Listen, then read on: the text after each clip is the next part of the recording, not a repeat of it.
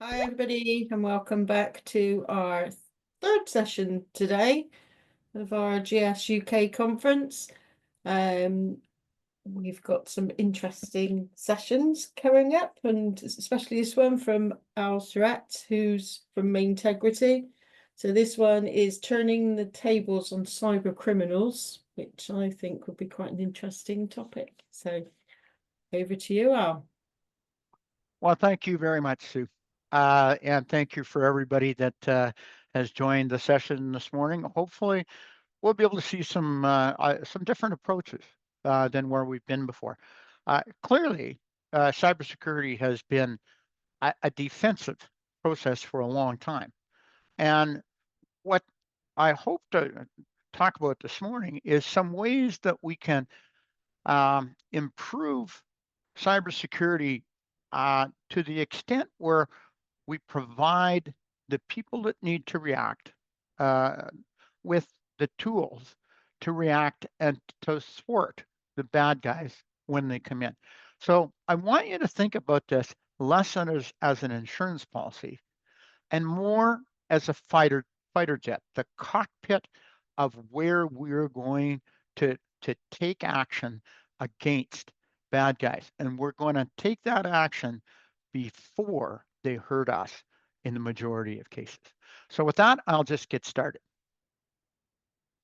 So here I am in Calgary. It is Calgary, Canada. It is 5:30 in the morning here. I would wish everybody a very pleasant start to the afternoon in the UK and even later in Europe. But I've been in the mainframe area for around 50 years. But I like to say I'm on any given day, maybe fresh right out of the Canadian Rockies. So I like this picture of good old Al on horseback here fording the river, because there's a lot of times I think that that's where we find ourselves in the IT business, trying to get, from where the business is located into the future where the business wants to be located. Cybersecurity is definitely a part of making that a reality. But things have changed in the mainframe space. Mainframes are now connected to everything. They were inherently very secure when they weren't attached to anything. And actually, RACF, Top Secret, ACF2 are very good tools at keeping bad guys out. But as we open mainframes up to more trusted entities, and as a result, untrusted entities, we need to think about security in a much different manner. So where we're going to go in this presentation is just a little discussion about what recent attacks have taken place on mainframes, what the consequences are, and why we need to bolster security in the first place. Part of it is to do with compliance, part of it, but the majority of it is to give people the tools to defend themselves. COS was never really designed for that. So we had to add things on top. So in this wonderful connected world that we're in, we find that attacks take place often enough in the network.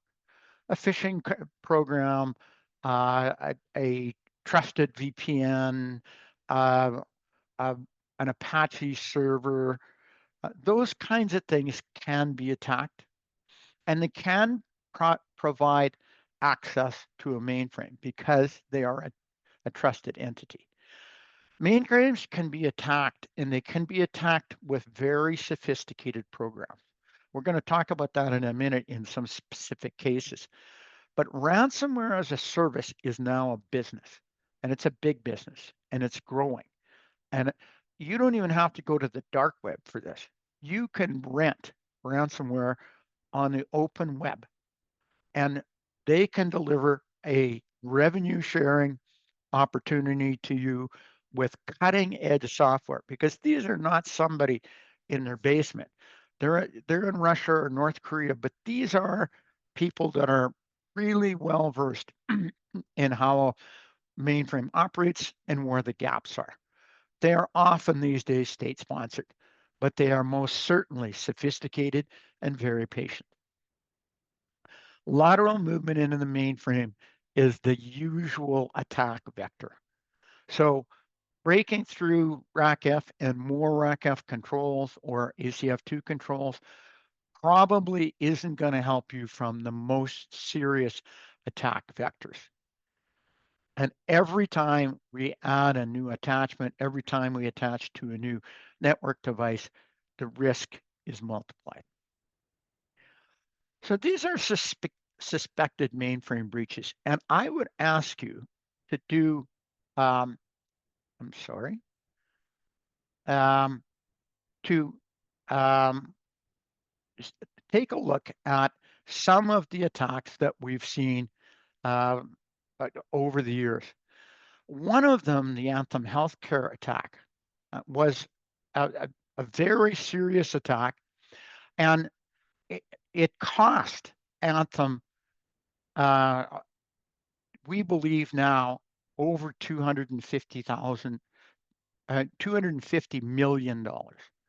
So these are the kinds of size of attack that we have to deal with and the consequence. It was a phishing attack. It started out fairly slow. It turned into a data exfiltration attack when they got access to the database that was on Anthem. It occurred in 2014. The reason I like to talk about it is it has gone full cycle. All 10 of the ensuing 11 years have been occupied by settlements, by litigation, by lawyers from different states approaching and having class action lawsuits. That's where these settlements become so big, but they are not isolated. Anthem has run its course and it's taken 10 years. But, you know, just last year we had United Healthcare. And United Healthcare was substantially the same type of attack. But this time the ransomers were even better than 10 years ago. Their tools were better, they were more effective.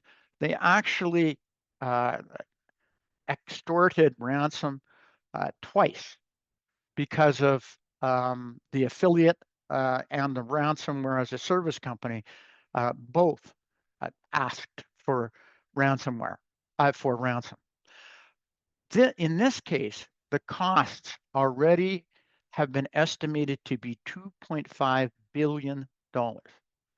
These are attacks that we know where the data was resident on the mainframe. And the attack looks like break in, encrypt something that looks like it's valuable. But just in case the company can recover in some manner or other, I'm actually going to make sure that I get access to data that probably very few on this system get access to. And I do that in a number of ways that we'll go over in a minute. Equifax, another very famous one, 147 million people financial records. In the case of United Health, they couldn't transact business for 9 days. They were out. That was the outage. But it affected a third of the US population. These are immense attacks. So in looking at this, I did a lot of research and I used the new research tools, and you can too. And I would urge you to do that and convince yourself that these mainframes really are at risk. But what we find in all of them is that there were processes that were there, but they were either unimplemented or untested, but very often incomplete because there just weren't ways to reveal these attacks at an early enough stage in order to make things better. So what we needed to do and what we could see was there was a gap in technology. No platform, no vendor fixes all the security gaps anywhere. So what is needed is continuing multi-vendor capabilities, multi-layer technology that can block these events, and I'll get to that in a couple of minutes. And then, of course, there are the people issues.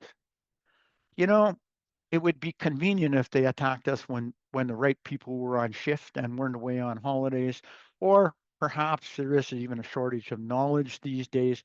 But it is impossible for any human being to be vigilant enough to uh, uh, to arrest these problems before they become really major attacks. So there are immense consequences and penalties. Litigation and settlements go on forever. But what we need is reactions, quick and precise, but controlled by skilled people. We're not quite ready for AI to run everything yet. So when we looked at this, we could see the three layers: process, technology, people. And our our view of the solutions that are necessary at Maintegrity, we need to integrate tools from multiple vendors. And that can be the hardware vendors like IBM, Hitachi, Dell. It can be other software companies like BMC, IBM, Rocket, etc. So we need a holistic solution. If we do that and we implement the processes that are well documented in the US, the NIST secure cybersecurity framework, version 2, PCI, Zero Trust, and DORA, they all have excellent processes. And what we've done is crafted a solution in the technology layer around those processes so that when that technology is put into place, we will be compliant more than ever before with all of these standards. And then, of course, there's the human factor. You can't be vigilant all the time. So threat detection in the technology layer is absolutely critical. Then the technology needs to shoulder tap the people to say, oh, there's something really serious that you need to look at. They also have to be able to make sure, the technology has to make sure that people are not besieged with false positives, because they soon start to ignore too many messages. So there has to be a hierarchy, has to be direct to the problem, and there can't be too many. Then, of course, there's the need to recover. And recovery these days is all about data, of course, but it's also about system information. Because if you do not recover from the malware that was implemented and you simply recover the data, they'll just attack you using the same backdoors as they did before. So we're going to look at this in the context of a modern ransomware attack.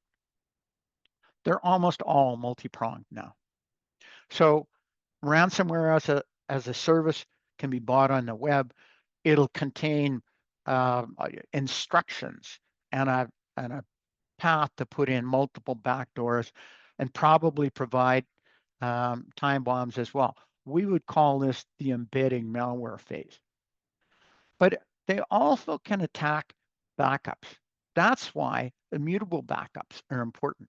And immutable backups can be done very, very quickly by all of the major manufacturers, which means you can have an up-to-date backup in order to recover your data to the most recent possible level. But you have to know which level to go to, and it's software that helps guide that process now. So compromising backups is still a threat, but there are new answers from a variety of vendors to help deal with that. Then the old-fashioned encrypt a database. At the rate that encryptions can run on the mainframe, you have seconds to react, maybe 1 second, maybe milliseconds. But allowing something to run for any period of time is going to cause immense damage.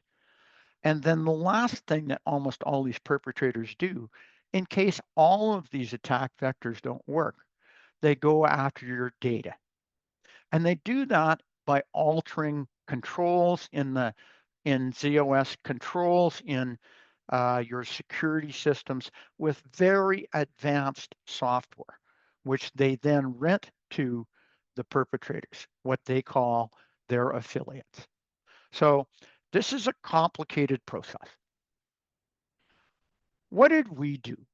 We looked at this and we said, we need a multidiscipline solution in order to fight a multidiscipline problem. So the first thing that we looked at was ransomware. And the most effective solution against ransomware is file integrity monitoring. It's been available on other platforms, Windows, Linux, the likes, for quite a period of time, but it's relatively new in the mainframe.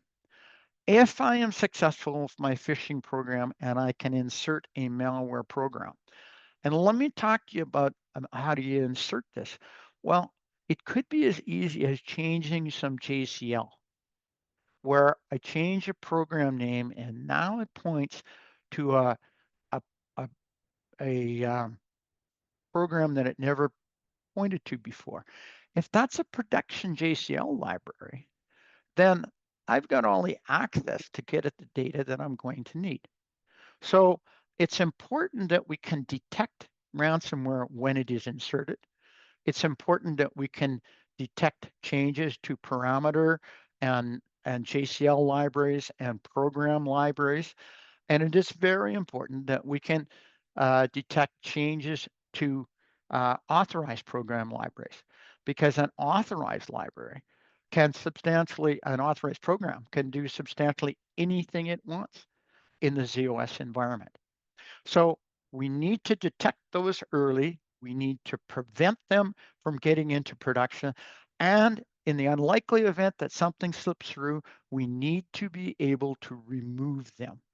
File integrity monitoring will tell you what the compromised components are, and that should prevent the problem in the first place. However, there is always some possibility that it sneaks in some manner. For instance, a production upload that contains malware that slips through your change process. We need to be cognizant of that and be able to remove it at the end of the process. And we need that to be quick and decisive so that by the time the data is back, so is the system, and you're ready to go back into production. We have to have real-time alerts because this is the reaction time is absolutely critical. These problems get started, they cause immense damage in a minute or two. We have to stop them before they can cause that dramatic amount of damage. So file integrity monitoring works hand in glove with recovery on the back end and with alerting and reaction in the middle. Another technology that's really important is what I call early warning, but lots of vendors would call detection. Real-time detection is important, but it has to be real-time. If it is running off SMF data, it is going to be after the fact detection. If they are struggling with trying to find things that ZOS does not detect on its own, therefore isn't in SMF to begin with, then you need to bolster that information flow with your own detection, to be looking at more things like privilege escalation, where I change RACF to give myself RACF special privileges, or other attacks that could be mounted from illegal operator commands. So those need to be identified. They need to be stopped in process. the second it gets started, because otherwise the damage goes too far. So one of the things that is that only um, uh, that nobody else really detects is authority escalation. How do I get um, to come in problem program state, and suddenly I escalate my authority to a special category, the SVC category? Well, if you're watching for that exact event, and there are ways to do that, then you can identify that. Because I need authority to do so many other attacks, that's the first step, the predecessor to all the other attack vectors. So if I can catch the authority escalation, I can prevent all the other things, like a privilege escalation through RACF, or like things where I am going to look in an address space that I wouldn't otherwise have access to. So that's very important, but we also have to look for encryption. Encryption doesn't need to be authorized on a mainframe. It's just a batch job or a TSO session, and I just say, please encrypt this data set. And dear old ZOS will do that very cheerfully and report on how that all went around 30 minutes later. And by that point, of course, if that was pointed at the wrong data set, you've probably been down for 25 minutes. So again, the kinds of things that we need to look for, we need to identify encryption the second it starts up, and suspend that activity. Make sure that the offenders are stopped. We also need alerts for suspicious user activity, so behavior alerts and that sort of thing. One of the newer opportunities in this space is around data exfiltration. There, we're getting hints from the network about unusual things that are happening. So, for instance, a trusted Windows station doing data transfer day after day, somebody breaks into the VPN. Now I have access to your machine and all of the data that's transferred at that point. Well, it is necessary to monitor all of the data transfers to see if what is normal. Trap that information, learn what those look like. And then if you have transfers that start sending more data or data from different data sets than before, we have to be able to identify that and do the same thing. Intercept that, stop that, because in data exfiltration, there is no recovery, no recovery from data exfiltration. Once the data is gone, it is gone, and there's no getting it back. So you can pay them ransom, and at the end of the day, you're still trusting that attacker to actually not put that data anywhere else.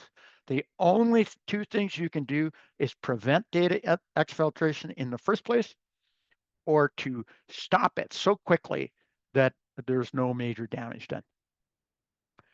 And then there's the old supply chain attacks. And in this particular case, we need to improve the release control approval. We need to be able to look inside those packages that are being uploaded, even through your trusted development cycle. So that's the framework that you need to put in place. It's the framework that all the tools talk about. However, in order to make a framework of those applications and those layers of protection work, you need to have real-time reaction. That means I need to be able to identify the bad guys, and I need to be able to suspend just the bad guys. Because if I've got 1,000 tasks running at the same time and I have one that's a problem, I would like to be able to continue to run my operation while I attack, while I counterattack that one task that is the offender. That way, we can avoid an outage altogether. But suspend is a good way to do that. We just say, stop. Stop that bad action and don't do any more. Don't do anything. We can do that with the user ID. We can do that with the task. But if it turns out that that was something new from applications, we could just resume that and it would take off. But the important part here is that because learning systems can understand what should be running in your environment, it makes it easy to screen out the false positives. We know which ones are supposed to be there. And that includes encryptions and all the rest of the stuff I talked about. But the power of this is that if we do this through a nice user interface, we can give the cancel and revoke capability to the support team. But at the time they are contacted by that real-time alert, the damage has already been held. It's been stopped. That means there's much less damage to recover from, and we have step one, which should always be damage control. The human interface needs to work the way humans do. It needs to be web-based these days. It needs to have a UI, and it needs to run at machine speed rather than human speed. If I have stopped the damage in step one, it is effectively running at machine speed because damage has been stopped.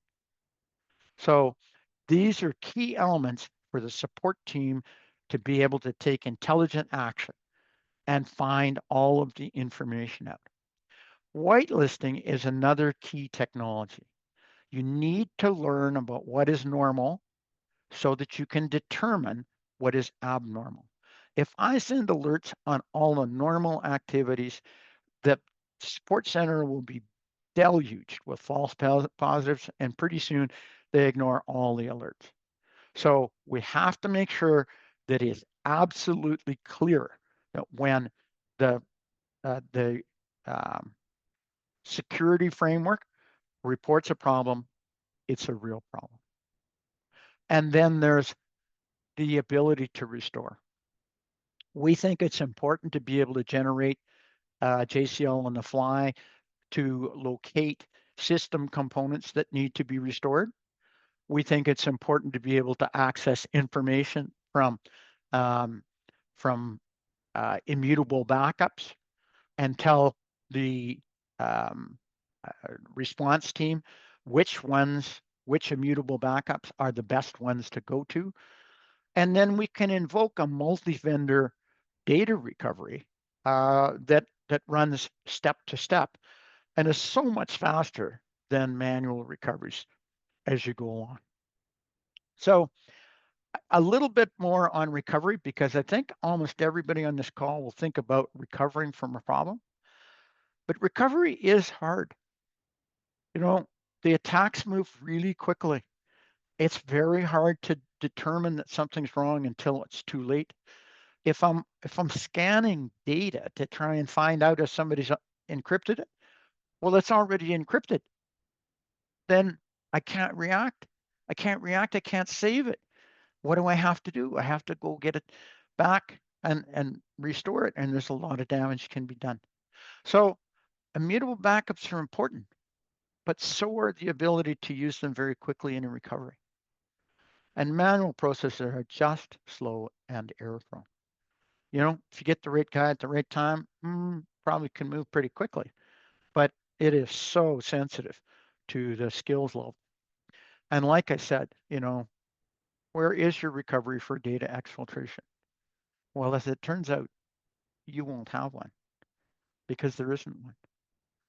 So I like to talk about what would a recovery assist look like? Well, first of all, it would have to tell you what was corrupted and when. That allows me to go back, allows you to go back and get it from the right backup when it was corrupted. But it also tells you what systems were affected. What do I have to recover? This is knowledge that comes through in a well-orchestrated event solution. It's going to come through your UI. That's where you want the knowledge built in, but you want your own client response protocols. What if this is a DB2 failure? Who is the DB2 analyst, the DBA that I should call out? That's all knowledge. That needs to be blended together for people so that they can act step by step, click by click, and get everything else to run in an automated manner. Go to conventional backups. Get the malware removed by going to the backup and bringing a trusted version back in. Go to the immutable backups. Get the most recent, reliable copy of data that you have. Maybe it's 15 minutes ago. Maybe it's half an hour ago. The tools from us, Maintegrity, Rocket, BMC, IBM, many others need to be joined together in a chain of actions where we actually get the data recovery tools and the system recovery tools running in parallel. So that, to me, is a solution. And now I'm just going to spend just a minute, and I'm going to talk about security that works in the context of NIST and DORA. DORA talks about prevention and recovery and a 2-hour window. I told you United Health, a big ZOS shop, was out for 9 days, not a 2-hour window. These are big things that you need to plan around, and you need to test it. But in order to test it and be successful, you're actually going to need modern tools. So you're going to have to go to the marketplace and get the best tools that you can. And there are good suppliers of tools. I'd like to think that we're amongst those, but there are others. And there are layers of protection that you have to have. And then you'll be able to go back and say, I am DORA compliant. I am PCI compliant. I am Zero Trust compliant. And because I do that at the security level, I'm secure. So I'm going to move right on and talk about how this fits in. So if we go back to where I started, process, technology, people. Process is all laid out. Almost all of the standards have identify, protect, detect, respond, and recover. And boy, you don't want to be in recover if you could have done it in protect. You're a lot better off. But in order to do that, this was not really thought of 50 years ago when ZOS was designed, or 30 years ago when we went into the mainframe is dead period for 20 years. New tools are required to react to this sort of situation.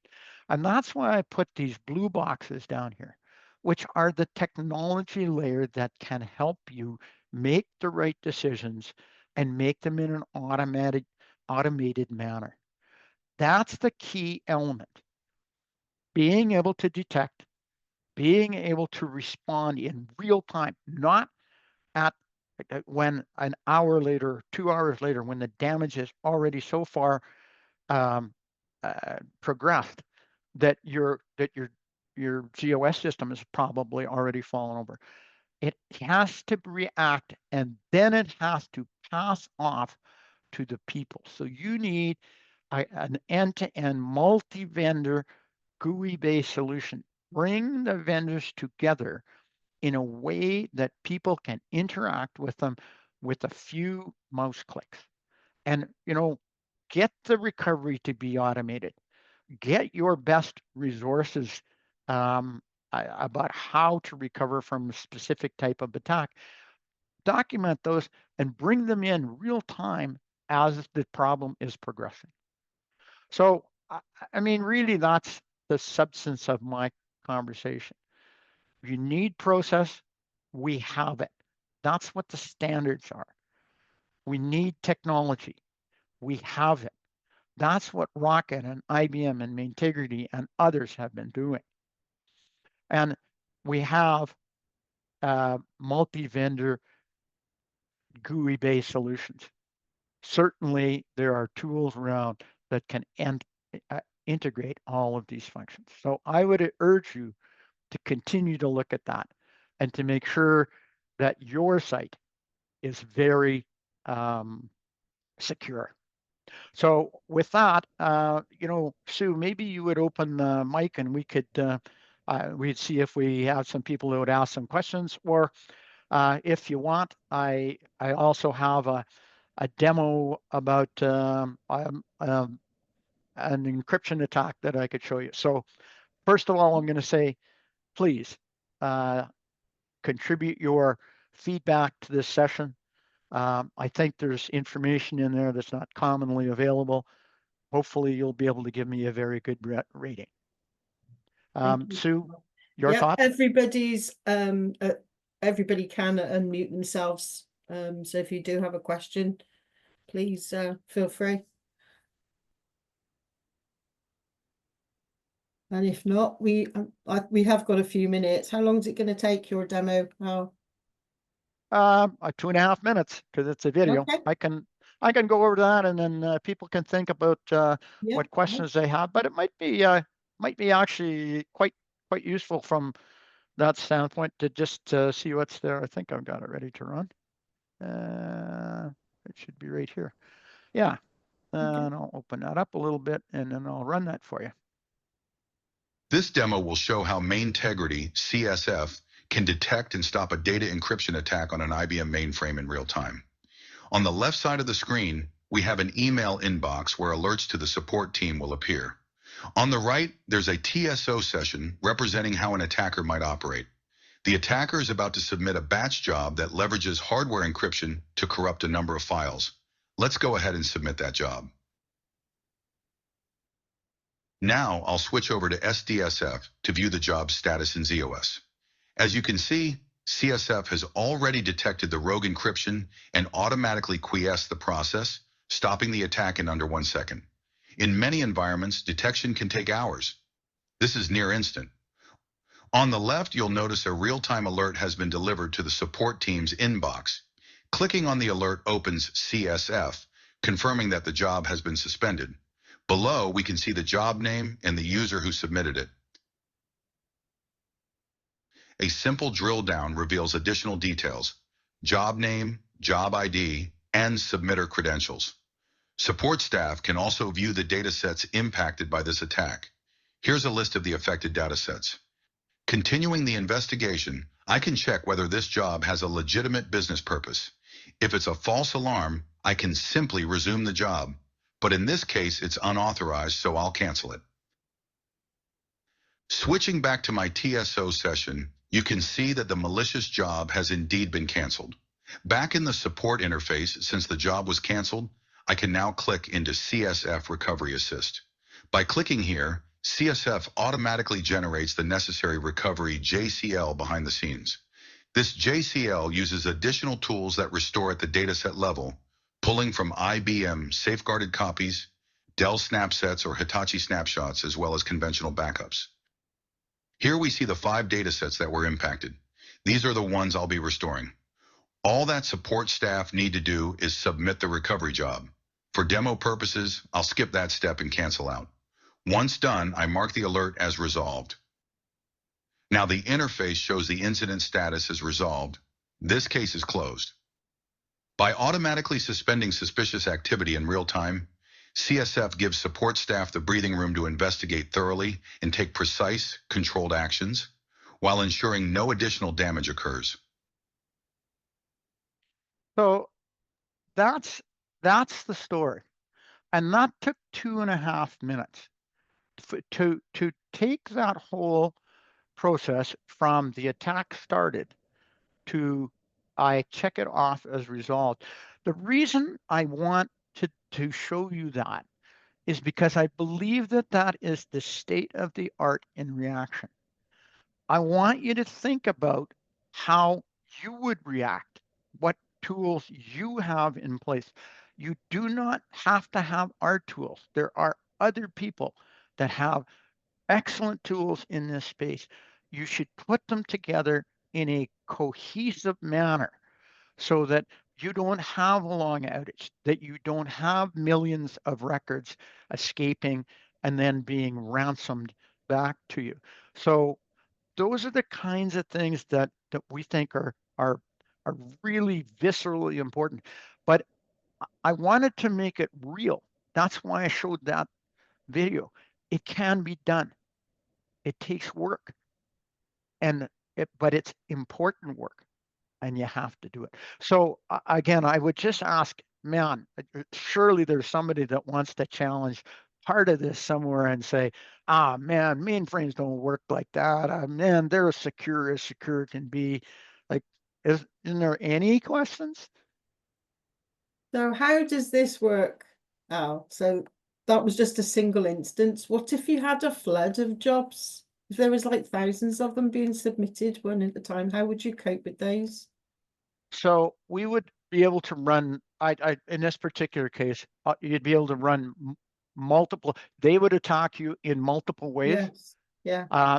But you would have a multi-layered tool here. This one just talks about the encryption portion Yeah. of the attack. Whereas if there was also malware implanted, I mean, one of the automated actions could be you could kick off a malware scan right at the time and make sure that in the last 10 seconds, nobody'd put in new malware. And that could go through the recovery process substantially in the same way that the encryption did. So you can deal with multiple of these attack vectors at a time. However, I suspect that most human beings would sequentialize them. The important part is that once they've been stopped, you can sequentialize them because each element of damage has been held. Thank you. So any other thoughts, Kang? I hope that was thought-provoking. My job is to get you to think about cybersecurity in a whole new way, and hopefully we can help you do that. No. With that, Sue, I'm pretty much a wrap, I think. All right, thank you very much. Don't forget, this is session 7C, so your feedback would be most welcome. And coming up later, in another half an hour, we've got John Crosno from Rocket Software on tackling insider threats. So we'll see you later. Thank you very much, Al. As always, Thank you, much Sue. appreciated. Thanks to everybody that attended. Thank you. Bye-bye.